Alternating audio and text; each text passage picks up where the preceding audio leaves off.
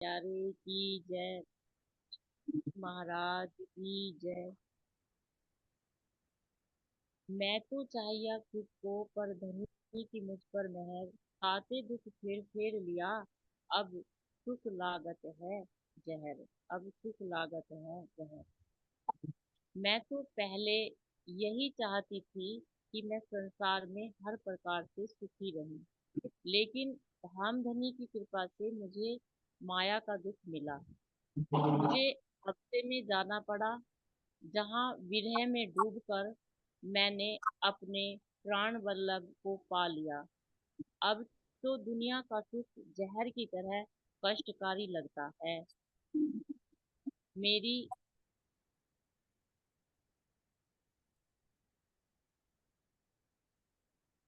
मेरी हमेशा यही इच्छा होती है कि मुझे दुख ही मिलता रहे, जिससे मैं पल पल धनी के प्रेम में डूबी रहूं। तो महामती श्री प्राणनाथ जी इस चौपाई के माध्यम से हमें ये समझाना चाह रहे हैं जी कि जब तक हमें धनी की पहचान नहीं होती, तो तब तक हम सुखों की चाहना ही करते रहते हैं, और ये संसार के सुख ही हमें अच्छे लगते हैं। लेकिन जब इससे अलग हटके हम परमात्मा की तरफ अग्रसर होते हैं, तो फिर वो जो दुख हो परमात्मा हमें देते हैं, तो वो दुख भी हमें सुख के ही समान लगते हैं। सुख इसलिए लगते हैं क्योंकि वो दुख जो है ना, हमें परमात्मा से मिलाता है, उनकी याद दिलाता है पल पल। तो इसलिए वो दुख जो है ना, हमें अच्छे लगते हैं। और और यदि हम इस माया से अलग इस क्षणिक सुख की चाहना करते रहेंगे, तो हम जो है ना संसार के सुखों को ही मांगते रहेंगे, और धाम धनी की तरफ हम नहीं बढ़ पाएंगे। क्योंकि दुख में जो है ना परमात्मा की याद आती है, सुख में परमात्मा की याद नहीं आती है। और जिसे इस चीज का पता चल जाता है कि दुख से ही परमात्मा की प्राप्ति होती है, तो इस संसार के जितने भी सुख हैं, जो क्षणिक सुख हैं संसार के, वो उन्हें उन सबको विष विष के समान लगने लगते हैं जी, एक जहर के समान लगने लगते हैं। क्योंकि ये दुख जो है ना, ये सुख जो है ना संसार के, ये कष्ट देने वाले होते हैं जी। ये क्षणिक सुख हैं, थोड़ी देर के सुख होते हैं ये, लेकिन और परमात्मा से हटा देते हैं, परमात्मा की राह से चलने से हमें हटा देते हैं। तो इसलिए हमें दुख ही स्वीकारने चाहिए, और दुख ही अच्छे लगने चाहिए। प्रणाम जी। और अच्छी तरह आप समझा दें। प्रणाम जी वंदन जी, बहुत अच्छी तरह से एक्सप्लेन कर दिया। बस सार यही है चौपाई का कि ये हमारी पहचान भी है, इससे हम अपनी पहचान भी कर सकते हैं। यदि हमें संसार के सुख अच्छे लग रहे हैं, तो यानी हमारी इंद्रिय संसार की तरफ को उन्मुख है। परमात्मा की अगर वाणी चर्चा भी छूट जाए तो उसे कोई रोष नहीं हो। वो इसको भी छोड़कर, परमात्मा को छोड़कर, ध्यान चितवनी को छोड़कर किसकी तरफ को भागेगी? संसार की तरफ। लेकिन जब रूह को, जब आत्मा को ये सांसारिक विषय विकार विष लगने लगे, अरे इसकी वजह से मैं अपने धनी से दूर हो रही हूँ, इसकी वजह से मेरी वाणी चर्चा छूट गई, इसकी वजह से मेरी चितवनी ध्यान चितवनी छूट गई, तो यही समझो कि आत्मा जागृत हो चुकी। क्योंकि जीव को इंद्रियों के साथ लगकर यहाँ का सुख अच्छा लगता है, और आत्मा को अपने धनी का सुख अच्छा लगता है। ये हमारी अपनी पहचान भी हो सकती है चौपाई से। बाकी तो विजय लक्ष्मी ने बहुत अच्छी तरह से वर्णन कर दिया। विजय लक्ष्मी, बहुत बहुत हाँ धन्यवाद। जी, पहचान हो रही थी, 15 दिन हो गए हमें यही पहचान करते हुए, क्योंकि घर में ऐसा ही चल रहा है, सिस्टर बीमार है, तो वो इस स्टेज पे वेंटिलेटर पे है। तो बस 15 दिन से यही चल रहा है जी, पूरा दिन देखो, परमात्मा से अरदास करते रहे हैं जी। ये कह रही विजय और लक्ष्मी को, कभी कभी सिचुएशन ऐसे आ जाती है क्योंकि उसमें हमारी परीक्षा होती है। हम उस समय हाँ बिल्कुल बेफिक्र हैं, या फिर अंदर में एक तड़पन। अगर तड़पन है तो यानी हमारी जागृति हुई, और अगर है तड़पन जी।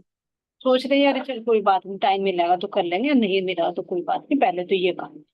उस मैं उसी चक्कर में रोज मैं ये सोचती हूँ, जब टाइम मैंने कहा आज भी कथा रहेगी मेरी, आज भी मुझे सुनना नहीं मिला, क्योंकि सुबह की भी भाग दौड़ है, और फिर आके फिर यही पूरे दिन पूरी रात, मतलब यही चल रहा है बस परिवार के अंदर। ये तो थोड़ा सा ये तो आना ही है, क्योंकि इसमें देखना है ना धनिकों की कितना विरह है। ये नहीं, सुख में तो सब मिल रहा है, लेकिन जब ना मिले तो तब कसौटी पे कसे जाते हैं ना, तब भी उधम करती है लेने के लिए। आगे पीछे का टाइम मैनेज करती है या नहीं करती, अंदर में तड़पन है या नहीं है ना, उसमें हमारी परीक्षा होगी। जी। अगर आपको वास्तव में तड़पन है तो बहुत अच्छा है। विजय लक्ष्मी जी, बहुत बहुत धन्यवाद, आपके चरणों में कोटि कोटि प्रणाम।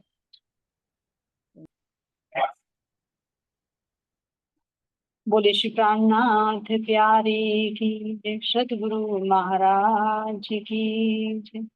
बंदो सतगुरु चरण को, करो सप्रेम प्रणाम।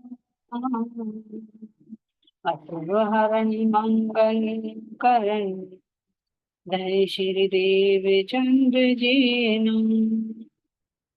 श्री प्राणीनाथ निज मूलपति, श्री मेहराज शुभनाम। तेज कुंवर श्याम युगल को, पल पल करूं प्रणाम। पियाज को पल पल करूं प्रणाम। निष्कामनाथ प्यारे की जय, धाम के धनी की जय। सभी सुंदर साथ के चरण में कोटान कोटि प्रसाद जी धाम के नित्य पार मेर है, जो हम अपने सतगुरु श्री रामचंद्र महाराज जी की बीतक से अनमोल मूर्ति दे रहे हैं। कल के प्रसंग में महाराज जी ने हमें क्या दिखाया कि जब हम संन्यास ले लेते हैं, वैरागी हो जाते हैं, फिर वापस घर में आते हैं तो क्या हमारा मोह जागृत होता है या नहीं। यहाँ महाराज जी के अंदर क्योंकि पहले ही घर छोड़ दिया था तो मोह का तो कोई सवाल उठता ही नहीं, लेकिन ये प्रश्न किसके लिए रखा है, ये हम सबको समझाने के लिए रखा। तो किस तरह से महाराज जी मुजाहिदपुर में जाते हैं अपनी बुआ के गांव में, वहां अपने भाइयों से, जो बुआ के लड़के उनसे मिलते हैं, कैसा वहां पर उनके साथ में व्यवहार किया जाता है कि भैंस के तबेले में ही महाराज जी भोजन ग्रहण करते हैं, क्योंकि मंगत ने कह दिया था कि भाई ये आ जाएगा यहाँ पर, लंगोटी वाला बाबा बन गया, सबके घर का खा रखा है, तो फिर तो हमारा चौका अपवित्र हो जाएगा, लोग कोई कुछ भी कह सकता है। तो इसलिए समाज की डर की वजह से उन्होंने मन में ही सोचा था, लेकिन महाराज जी ने उसकी बात को भाग लिया और फिर वे चौके में नहीं गए। उन्होंने कहा भी कि चलो बारात में चले, लेकिन महाराज जी जब चौके में नहीं गए तो क्या अपेक्षा हो सकती थी कि बारात में नहीं गए।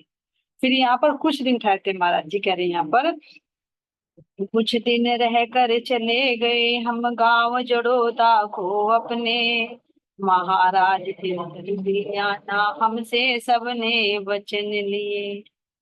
अब महाराज जी यहाँ से चल रहे थे सुंदर साथ जी अपने गांव के। अब और गहरा संबंध, बुआ का तो फिर भी कुछ दूरी पर था, लेकिन अब और गहरा। अब दिखाना सुंदर साथ जी की माया में रहकर कैसे तुम प्रभावित होते हो या नहीं होते, स्वयं का निरीक्षण।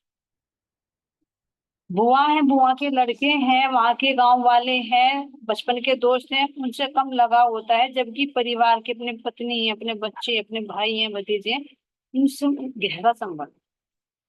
तो वही जाते हैं, यानी ये कहे कि मोह सागर की में की गहराई में उतर रहना। लेकिन कैसे रहते हैं, जल में रहिए कोरे रहिए, भी समझेंगे ना महाराज जी कैसे। सब चीज दिखाई देगी लेकिन फिर भी मोह माया जरा से भी उनको टच नहीं कर। जड़ोदा पांडे आते हैं यहाँ पर सुंदर साथ जी, 7 वर्ष के बाद महाराज जी की वापसी हो रही है। और पहले कितने साल बाद आए थे, 2 वर्ष के बाद, क्योंकि कहकर गए थे ना कि अगर मुझे सतगुरु मिले, मुझे परमात्मा मिले तो मैं आऊंगा, नहीं तो कहीं भी मर खप जाऊंगा, लेकिन यहाँ अपना मुंह मैं नहीं दिखाऊंगा। तो इसलिए गांव भर के लोग, परिवार वाले सब ये समझ रहे थे कि भैया 7 साल हो गए और अभी नहीं आए, तो वे तो कह कर ही गए थे, पता नहीं कहाँ है, आए या ना आए। तो सभी ये समझ रहे थे कि वो तो शायद रहे ना या वापस ही रहे। लेकिन जब घर आते हैं तो महाराज जी कह रहे हैं कि जो लड़की थी उनकी, वो क्या कह रहे हैं, ब्याह लायक। अब देखिए, जब महाराज जी 19 वर्ष की अवस्था में गए थे छोड़कर घर को, जब 1 साल की हो चुकी थी, फिर 2 साल महाराज जी कहाँ पर रहे, घूमते रहे, भ्रमण करते रहे, तो 3 साल की हो गई, है ना। और फिर विचार करे, जड़ोदय पांडे में 9 वर्ष तक रहे वापस जगह। तो 9 और 2 11 और एक 12 12 वर्ष हो गए।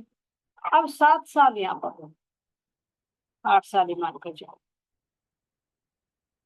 है ना। तो 11 और ये 7 ये लगा, 18 साल मानकर, है ना। 9 और 2 और 1, 12 और 8 ये लगा या 7 लगा लीजिए, भी आएगा चौपाई। तो यही है 18-19 साल की यहाँ पर अब लड़की हो चुकी, तो इसलिए कह रही हैं ब्याह योग्य हो गई सुता जब, चर्चा रहती घर भर में, लड़की है जवान अब बोलो, इसका कारज कौन करे। कह रहे यहाँ पर कि ब्याह योग्य लड़की हो गई। गांव बाद में चर्चा रहती है, गांव में तो बहुत अधिक हम देखते हैं, क्योंकि शहर तो नहीं है कि किसी की जो लड़की है तो कुछ पता ही नहीं था। गांव गांव में तो एक एक पल की खबर रहती है, भाई किसके कितने बच्चे हैं, किसके घर में क्या हो रहा है, किसकी रिश्तेदारी कहाँ पर है, बहुत है तरह तरह के, एक दूसरे के कांटेक्ट में ज्यादा क्लोजली रहते हैं, तो इन चीजों से वाकिफ होते हैं। और पहले क्या होता था, सामूहिक शादी भी ब्याह भी किए जाते थे, लेन देन नहीं होता था कि भाई नहीं है कोई गरीब है तो पैसा वैसा उधार देकर कर दिया जाता कि गाँव में कोई लड़की कुंवारी ना। तो इसलिए महाराज जी कह रहे कि गांव भर में इसकी चर्चा रहती थी कि भाई लड़की जवान है, अब इसका ब्याह का कार्य कौन करे। पिता तो चले गए छोड़कर, अब खर्चा शादी का वो भी लड़की का, बारात का खर्चा भी देना भी पड़ता है, बहुत खर्चे होते हैं, तो इसकी जिम्मेदारी कौन है। अब सभी कह रहे हैं यहाँ पर, छोड़ भगे घर झंडूडत तो मर गया कहीं जीवित है, रब जाने इसको तो केवल लेकिन दुख असीमित है। गांव गांव के लोग कह रहे हैं कि भाई झंडू दत्त तो छोड़कर चले गए, पता नहीं वे जीवित भी हैं या कहीं नहीं, क्योंकि पहले कह रहे थे।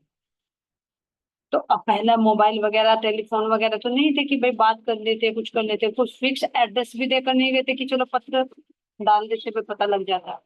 तो सब यही उम्मीद कर रहे थे कि भाई 7 साल हो गए तो काफी लंबा समय होगा, क्योंकि जबकि क्या पहले ये भी कह रहे पहले तो 2 साल में आ गए थे, तो कहीं ना होते तो जरूर आते, चलो 2 साल में नहीं, 4 साल में, 4 में नहीं, 6 साल में, पर ना आते। लेकिन धीरे धीरे उम्मीद करते करते उम्मीद टूट ही गई, तो सबने यही समझ लिया था कि शायद अब नहीं। तो अब यहाँ पर कह रहे सुंदर साथ जी, घर का भार किस पर था, केवल पत्नी पर। ध्यान देना, घर का भार सिर्फ पत्नी पर, फटकारे भी पत्नी पर, कोई नहीं जो दुख बटावे, दिखता ना था कोई सर पर। अब ध्यान देना सुंदर साथ जी, यहाँ पर एक प्रश्न उठ रहा है, अगर किसी को पता है तो जरूर बताएं। यहाँ पर कह रहे हैं कि अभी भी प्रश्न आया है ये, घर का भार सिर्फ पत्नी पर और फटकारे भी पत्नी पर ही लगती थी, कोई नहीं है जो दुख बटावे, दिखता ना था कोई से। तो जो 2 बच्चों का वर्णन आता है, 2 बेटों, तो वे कहाँ है, उनका वर्णन तो यहाँ नहीं आ रहा मेरे सामने। मोमदत्त और सोमदत्त में तो ये विचारणीय बात है, आगे प्रसंग आया तो जरूर है, किसी को कुछ पता है उसके बारे में कहेंगे, आगे बोल सकते हैं सुंदर साथ जी। लेकिन यहाँ जो कह रहे हैं ना महाराज जी, खुद अपने मुख से बता रहे हैं कि घर का सारा भार सिर्फ पत्नी पर था, और फटकारे भी पत्नी पर लगती थी। अगर भाई होते तो मतलब भाई पर भी जिम्मेदारी होती, कोई ना कोई तो कुछ ना कुछ तो साधन करते, जैसे महाराज जी ने कहा कि भैया मैं अपना वो करूंगा, मतलब गाय चराकर पेट भरते थे, तो इसी तरह से यहाँ पर भी परविता जी के विचार सुनता सुंदर साथ जी। एक अनम्यूट कीजिए आप। हाँ जी, प्रणाम जी। जी, प्रणाम। ये तो हाँ जी, जब ऐसे महाराज जी जब इस टाइम पे आए ना, तो उस टाइम पे सुना मैंने भी कि जब ये इनकी मतलब पत्नी, महाराज जी की पत्नी इनकी सेवा पानी कराया, तो ये महाराज जी कहा कि क्यों कर रही तू मेरी सेवा पानी इस तरह, कहने मुझे पुत्र चाहिए। तो इसलिए महाराज जी ने उन्हें आशीर्वाद दिया था कि जा तेरा पुत्र हो जाएंगे। तो इसमें पहले तो नहीं इनका मतलब लड़कों का जिक्र आया महाराज जी के, ये बाद में ही हुआ है कि ये जब लड़की के शादी के बाद की बात है ये। नहीं नहीं, पीछे चौपाई आई थी, देखिए सोमदत्त ओमदत्त 2 कन्याएं आदिक जन्मी। हाँ, हाँ जी, नाम तो आ रहा है उनके, लेकिन इस बीच में उनका वर्णन नहीं दिया ना।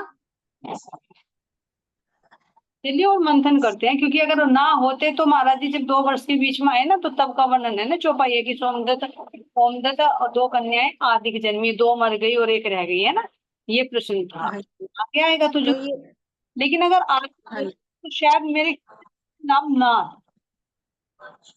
हाँ जी, सुना मैंने भी ऐसे ही कि इस तरह महाराज जी आशीर्वाद देवे उन्हें कि चलो हो जाएंगे पुत्र, तो ये 2 पुत्र हुए फिर इनके। महाराज जी की बात है, महाराज जी अपने आप बताएंगे, प्रश्न डाल दिया है तो कुछ दिन में जवाब भी मिल जाएगा, है ना। ठीक है, धन्यवाद आपका। यही जाना है, जैसा भी जो भी कुछ है। अगर प्रणाम जी। बाद में होते तो बाद का प्रश्न तो बाद में ही आ रहा है ना। और देखते हैं महाराज जी क्या इसमें बताना चाहते हैं ना। बहुत बहुत धन्यवाद आपका।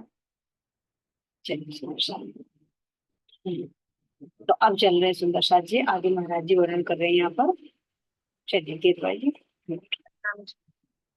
प्रणाम जी। तो यहाँ कह रहे हैं सुंदर साथ जी आगे, ये प्रश्न उठा था, चलो इसका कोई प्रश्न है तो जवाब भी जरूर है।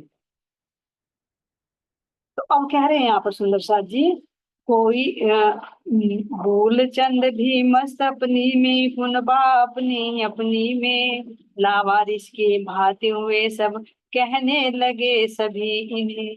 अब यहाँ पर कह रहे हैं कि घर का केवल भार किस पर था, पत्नी पर था, सर पर और कोई भी जिम्मेदार नहीं था।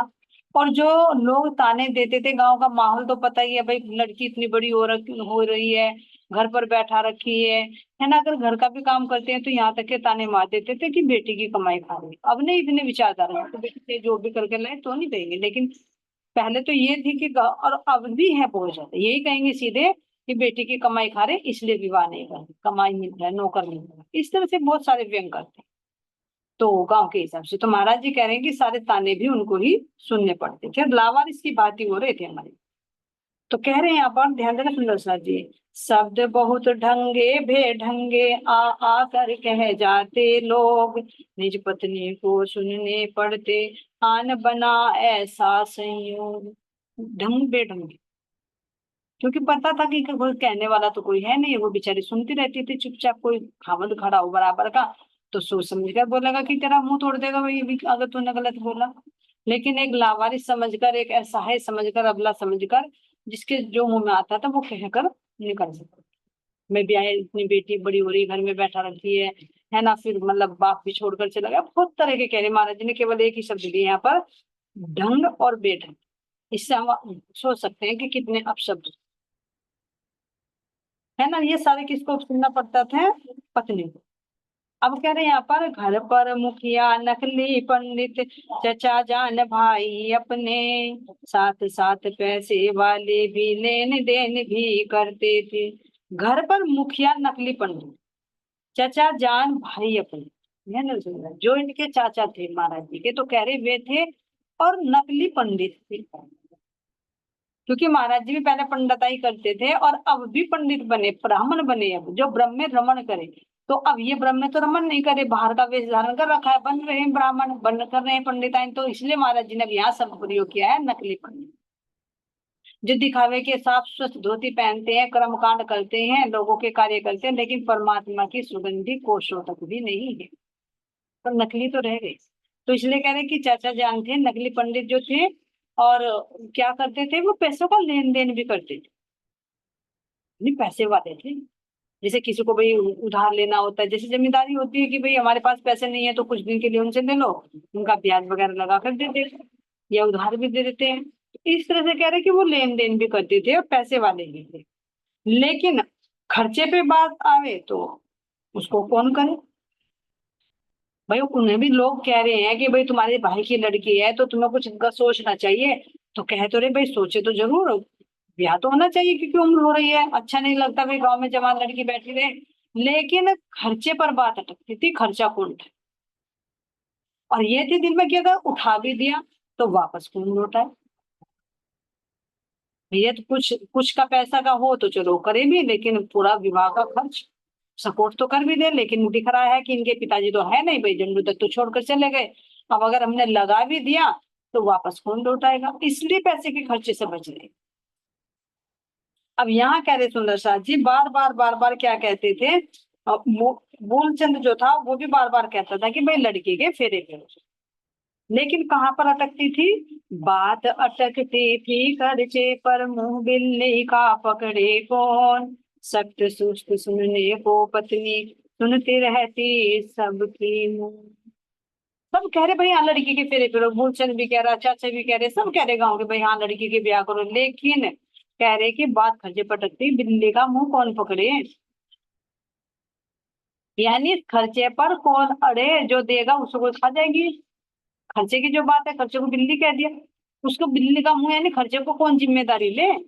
हाँ तो सब तो कह रहे शादी हो जाए, लेकिन खर्चा कौन उठाए, इस बात से सब कर रहे थे। तो यहाँ महाराज जी कह रही हैं, सधवा होकर विधवा का पत्नी ने असद लिया, मिला न सुख दाता कोई भी, मिला जो उसको दुख दिया। सधवा होकर भी विधवा, क्यों? क्योंकि पति का सुख नहीं मिला। लेकिन सुंदर साथ जी, आज उनके भी सौभाग्य है कि आज हम सब बैठे उनका नाम ले। हो ना हो इस जन्म में नहीं तो अगले जन्म में उस जीव का जन्म है, क्योंकि उन्होंने कोई भी कसनी की है, कोई भी किया है।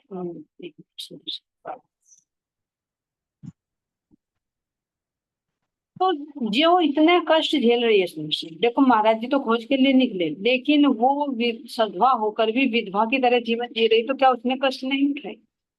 उठाए। तो क्या उसको मानता नहीं मिलेगी? जब आज जब भी महाराज जी का नाम लिया जाता है तो उनका नाम जरूर लिया जा रहा है, तो क्या उनकी जो कुर्बानी है, उन्होंने जो कष्ट झेले, क्या उसका उसको नहीं मिलेगा? उसको जरूर।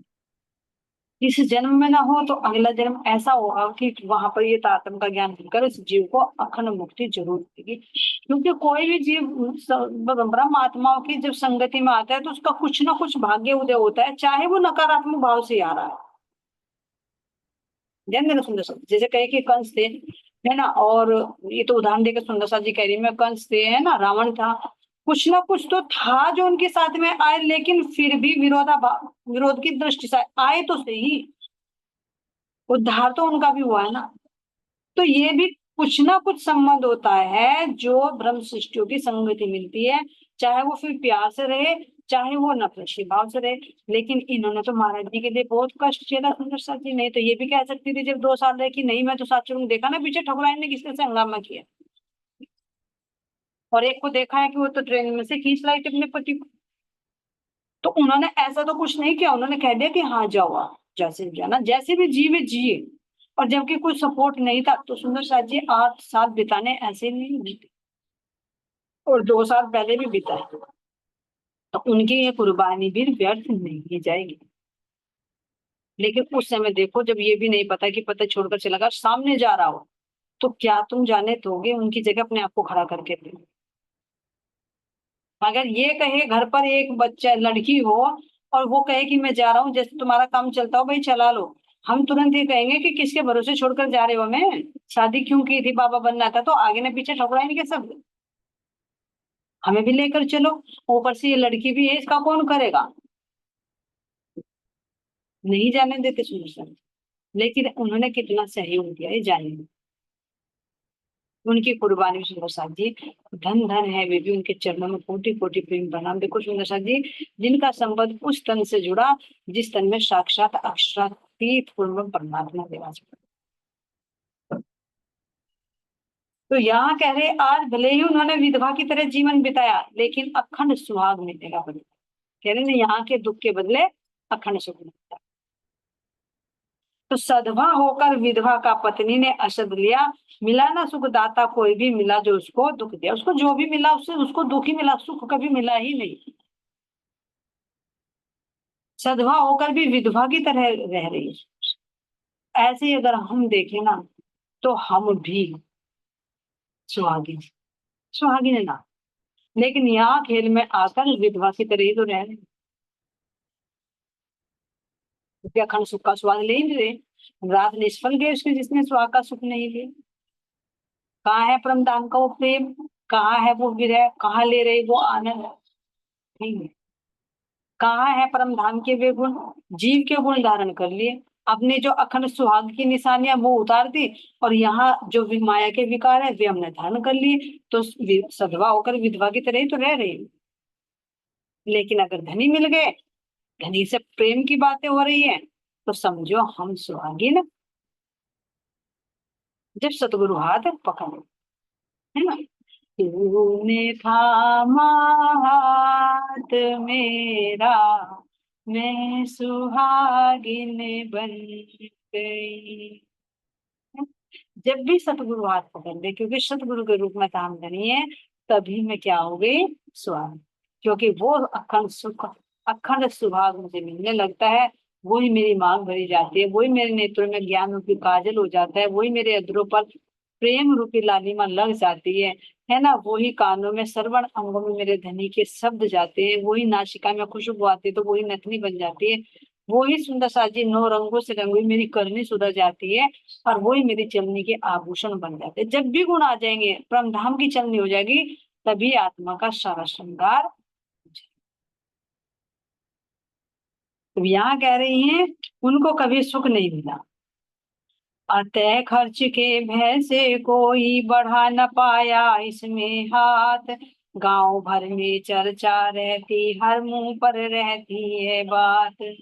कुंवारी क्या रहे गांव में, नाक गांव भर की जाती, इसीलिए यह बात किसी को आंख एक भी ना भाती। अब बात गांव में बात तो चल रही है, भाई ये गांव भर की नाक कट जाएगी, यानी बेइज्जती हो जाएगी अगर घर पूरे गांव में हमारी ये कुंवारी कन्या घूमती रही। क्योंकि ये भी सुंदर साज एक बड़ा पुण्य समझे जाते हैं, इसलिए तो अधिकतर विवाह वगैरह कराए जाते हैं कि भाई जो ऐसा है, गरीब है ना, जिनके माता पिता नहीं है, तो उनका विवाह करा दो, तो ये भी सबसे बड़ा पुण्य है। तो कह रहे कि गांव भर की नाक कट जाएगी, भाई पूरा गांव मिलकर एक लड़की का ब्याह नहीं कर सकती। तो सबके मन में तो बात यही खटकती थी, लेकिन वही मनी है ना, मन मनी कौन खर्च करे, पैसा कौन खर्च करे, इसलिए सब पीछे पैर हटा देते थे। ये भी हिम्मत नहीं पड़ी कि चलो भाई मिलजुल कर सब करें। मिलजुल कर तो जब करते जब उनके चाचा ही बढ़ाते कदम, कि चलो भाई मैं कर रहा हूँ, आधा मैं कर रहा हूँ, कुछ मिलकर गांव वाले करें। लेकिन जब गांव घर परिवार के ही नहीं कदम बढ़ा रहे हैं, तो पीछे वाले कैसे बढ़े, गांव वाले कैसे बढ़े। अब ये तो नहीं, कोई भी नहीं है भाई, चाचा तो है, गांव वालों से तो नजदीकी है रिश्ता, तो वे आगे बढ़ाते तो थोड़ा बहुत वे भी सहारा करते। लेकिन जब वो ही आगे बढ़ाने के लिए तैयार नहीं है, वो तो पहले ही सोच रहे थे कि झंडू वो छज्जू दत्त का दीवा गुल हो और सारी प्रॉपर्टी हमारी हो। तो भला जब थोड़े थोड़े देखा ना, लालौन खड़ी गए थे जब भी कैसे सांप लेट गया था, अरे वो एक धड़ी लड्डू 19 रुपए लेकर आया, इसे मैं तो बेइज्जता गिद्दड़ खा मारेंगे इसको, लेकिन ये तो वापस में, कितना पश्चाताप हुआ। तो क्या वो विवाह करने वाले थे? नहीं। तो इसलिए जब वो नहीं बढ़े तो और लोग भी नहीं बढ़े, और सबके अंदर ये हो रहा कि ये तो भाई गांव बन की नाक कटने वाली है ना। ब्याह करो इसी साए में, कहा सभी ने पुनबे को, जोर पड़ा नकली पंडित पर को कि पैसे वाला था। अब गांव वालों ने प्रेशर डाला, भाई लड़की हो गई है, 18-19 साल की हो गई है, तो अब इसी साय में ब्याह करो। जो साय निकलते हैं सुंदर साल, 4 दिन 4 महीने जैसे बंद रहता है, तो एक नया सत्र शुरू हो जाता है विवाह शादी का। तो सबने यही कहा भाई अब लड़की बड़ी हो गई, कुछ भी करो, लेकिन चाहे गांव वाले मिलकर करो, कैसे करो, इस साय में विवाह हो जाना चाहिए। अब प्रेशर डाले तो किस पर डाले, नकली पंडित पर, उनके चाचा जी पर, उन्हीं पर फोर्स आए। अब वो कह रहे कि भाई खर्चे से भी बच रहे थे, तो खर्चा कैसे उठाए। तो कहने लगे भैया मैं खर्चा तो दे दूं, पैसा तो दे दूं, लेकिन वापस कौन लौटाए। जब गांव वालों ने मिलकर प्रेशर डाला कि भैया इस साल में लड़की की शादी करो, तुम खर्च करो, बाकी कुछ हम करेंगे, लेकिन उन्होंने कहा भैया मैं खर्च तो करूँ, लेकिन कौन वापस लौटाएगा मेरा पैसा, मैं क्यों इस खर्च को उठाऊं। तो उन्होंने मना कर।